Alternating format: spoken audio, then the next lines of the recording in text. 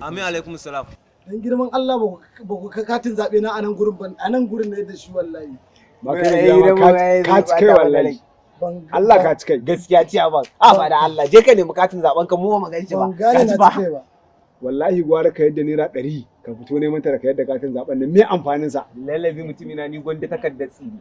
Takaddar tsini ma ta fi mun saboda akwai kuli a jikinta sannan kuma akwai kan hotunan yan bal. Kunga dan girman Allah dan girman Allah. Dan manzon Allah ku taimaka mu in dai kun ga katin nan dan Allah ku taimaka ku bani wallahi wannan katin da shi nake kokarin in kwato yanci na da yancin kasata anya ko wannan dan lafiya Allah katin zaben nan me zai amfana ma da shi ba abin da amfana ma abinda in ka zaba ma ba ka ma ba ba ka ran da ake so ko wanda in ka zabe su ba za su amfana ba ni wanda zan zaba ina kyautata da zai amfana mu a ji fa wai akan wannan abu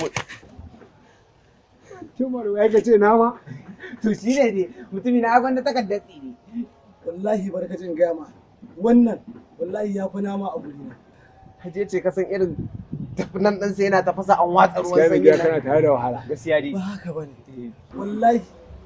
wallahi da a ce kun san amfanin wannan abun wallahi wannan maganganun da kuke duk ba za ku yi shi ba ina wani abu ne ke da amfani yana da matukar amfani a tattare da rayuwata yana da matukar amfani ka zabe ba abin da za su amfana ma kai waye jigonka jigona injiniya da Tarabi Musa Kwankwaso shugaban kasar gobe insha Allah kuma bari ku jin gaya muku dalili na da nake so in zaɓi da Tarabi Musa Kwankwaso a matsayin shugaban ƙasar Najeriya shine a ƙudurorinsa da yake so ya kawo Najeriya yana so ya samo wa ɗan Najeriya da zaman lafiya kuma tsaro ya karanta ya ilahi alamin menene mafitanmu mu ɗan Najeriya idan har baka da wannan kati da me zaka iya zaɓar da Tarabi Musa Kwankwaso kuma bari ku jin gaya muku dalilin da yasa nake so in zaɓi da Tarabiu Musa Kwankwaso a matsayin shugaban ƙasar Najeriya mutum ne mai kishin ƙasa kuma mutum ne mai ƙoƙarin samar da zaman lafiya a faɗin Najeriya.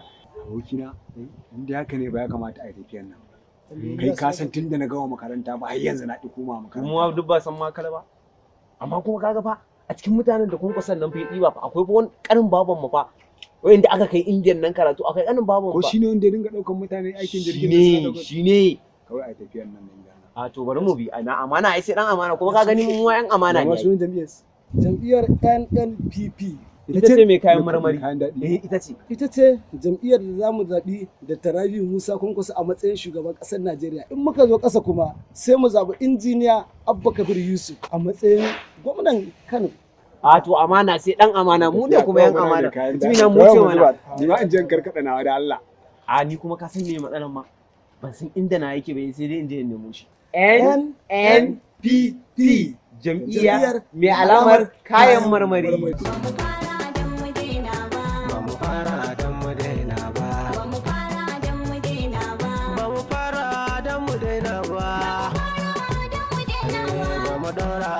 Sauke ba ba mu fara don mu daina ba ba mu fara don mu daina ba wasiya nan ban asara ba ba mu fara don mu daina assalamu alaikum tangari gane addu'ar da kuke mun ce ta burge ni na sani Allah shi ne ya kare ni ba abun da a yau ya taho